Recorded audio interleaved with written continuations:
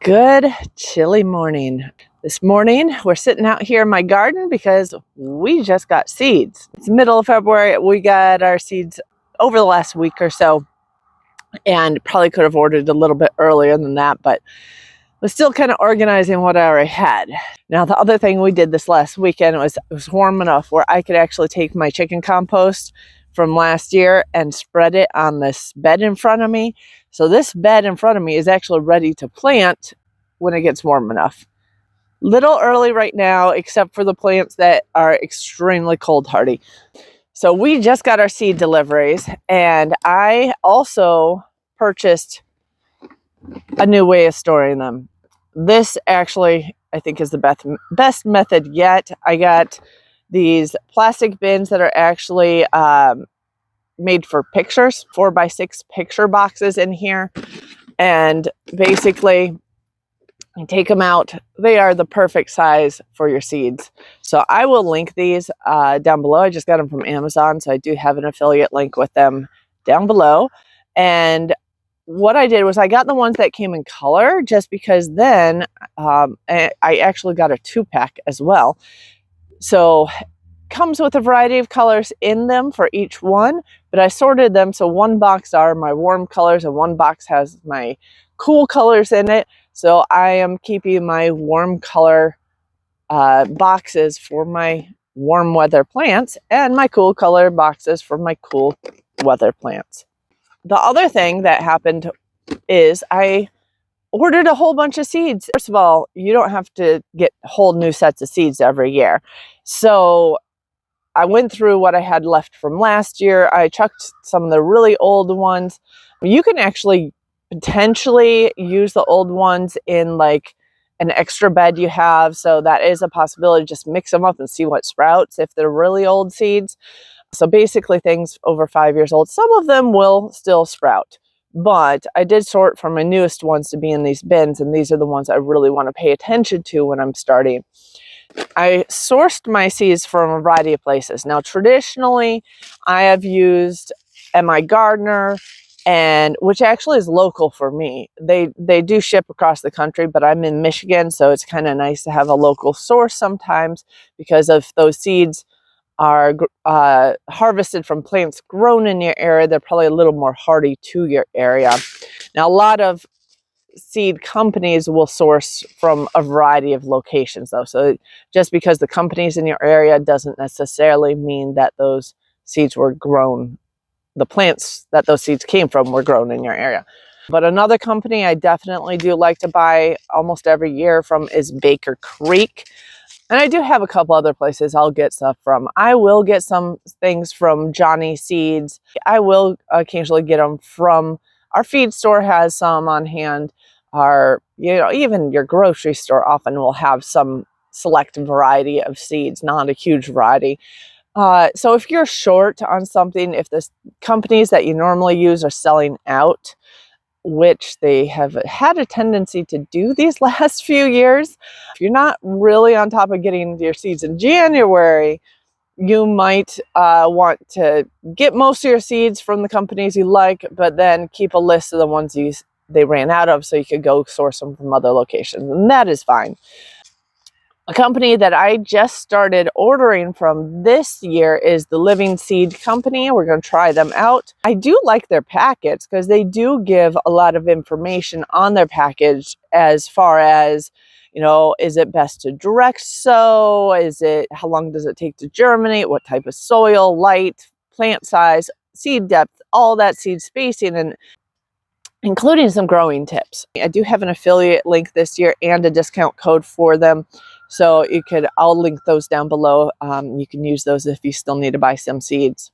I do like their information on the webpage as well, because they're a small family-owned place and focuses on organic seeds, which is nice. Now, you don't have to buy organic seeds. I do find that nice because I grow organically. I really don't use any artificial chemicals on my plants in my garden.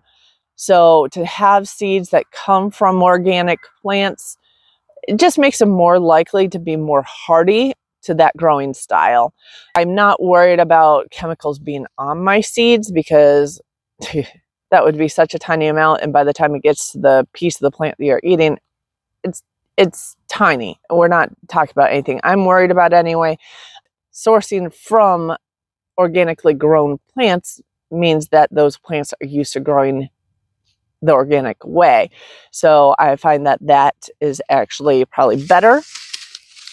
Some of these seeds, like I said, are older, so you can save your unused seeds year to year.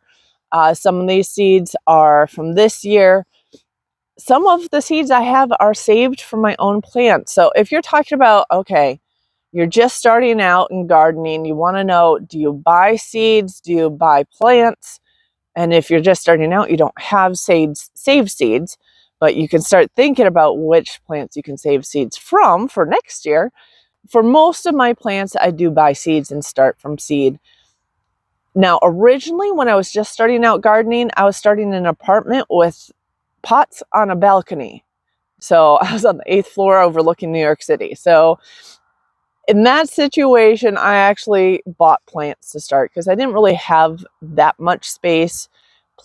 Started plants are more expensive than seeds. So if you're trying to plant on a budget, starting from seed does take more time, but and a little more space, but you can get a lot more for your money. But if you're limited on time and space and you're just starting out in a few pots, then, buying a few tomato plants and things are fine. There are a couple plants I'd probably make sure to start from seeds if you have any little tiny bit of room. One of them being your greens, because, greens, really just buying one or two plants of lettuce at a time makes no sense. You could get a lot of baby greens in a tiny space. You could take some of those and transplant them into pots. You can put them in pots around the base of your tomato plants and grow them there. Greens, I would say, definitely start from seeds. They're easy to start. They're quick to germinate. They're cold hardy and a lot cheaper. You don't need to buy lettuces. But in general, for your bigger summertime plants, yeah, you could buy tomatoes and peppers and eggplants and your herbs and things. That would be fine. Other thing you want to keep in mind if you do want to start a lot of your things from seeds is two main things. One, what do you like to eat? You don't want to be buying a bunch of seeds that you don't like. So for me, I'm not a big onion fan, so I do try some onions because I know we use it in cooking and stuff, but I will stick with green onions, cooking onions, and things like that a little more, maybe experiment with other things, but I'm not going to dedicate a huge part of my garden to my onions. So if there's a plant that, if you don't like tomatoes, don't grow it. It makes no sense. Now, if you like tomato sauce and not tomatoes, then you might want some paste tomatoes to make tomato sauce from.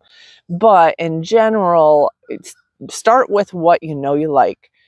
The second thing is start with things that you've heard are easy. So the easy things to grow from seeds are lettuces. You could grow from seeds. Some of your annual herbs are pretty easy to grow from seeds. So you like your basil, your dill, your cilantro. Those you could pretty much start from seed really pretty darn easily. There are some plants that are much trickier to grow from seed. Now, one that you do need to grow from seed if you're going to grow it, but it is a little bit tricky, would be carrots and parsnips. Those are a little bit trickier to keep the seeds moist enough for a long enough period of time. It takes 2 weeks for those to germinate. To keep them moist enough for long enough without letting your weeds catch up with them, that is a little trick on that. It is one that I struggle with sometimes as well. Things that I would buy as plants rather than as seeds would be basically some of the perennial herbs. Oregano, lavender is tricky to start from seed, and sometimes thyme can be a little bit trickier to start from seed. So if you're a beginner, those are plants you might want to just buy the first year, and they are perennial in most zones, so they will come back every year. Another thing you can keep in mind is that some plants you can actually transplant easier than others. So some plants you're going to want to direct seed outside, you're never going to really transplant them. But other plants like pepper plants, you could start one year you could move them from ground to pot, pot to ground. They are perennial in warm climates, but in Michigan, definitely not. But if you're moving them back and forth from pot to ground, you can keep them going all winter inside your house. They may not be as happy in the pot as they are in the ground. So, but we have actually harvested a couple cherry peppers off of a plant we moved inside this year. Now it's slowing down a little bit, but once we get it back in the ground, it's now got a head start. Some things you may only need to buy the first year.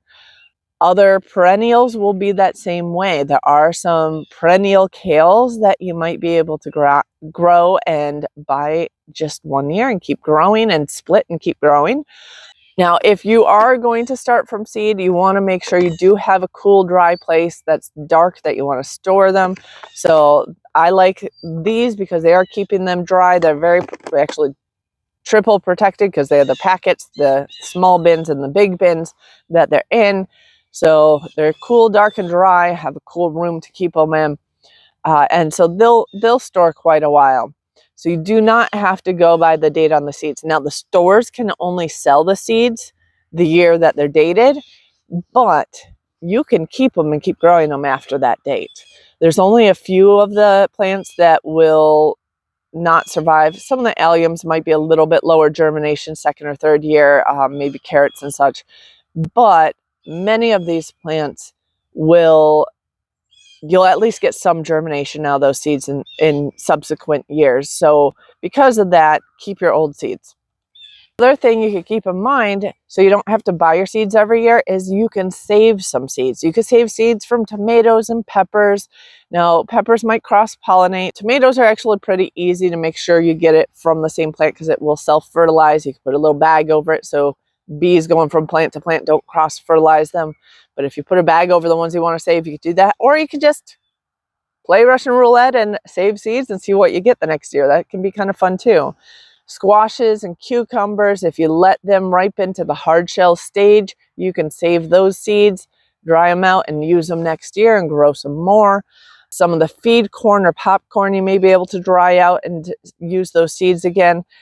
Lettuces, you can do that as well, although those seeds are much smaller, so it might be a little bit harder to gather them. So a whole variety of plants you can save seeds from, so you don't have to buy those every year.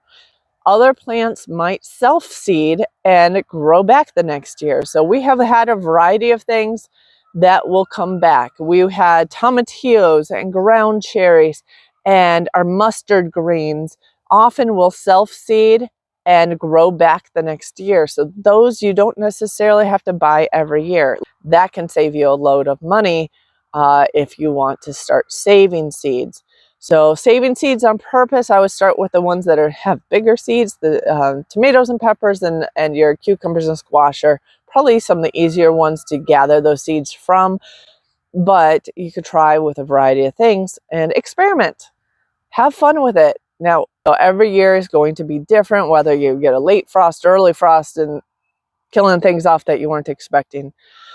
Now, that being said, you get a late frost and you have some things already in the ground that got killed off. Say you put your tomatoes in the ground and then you ended up with a late frost.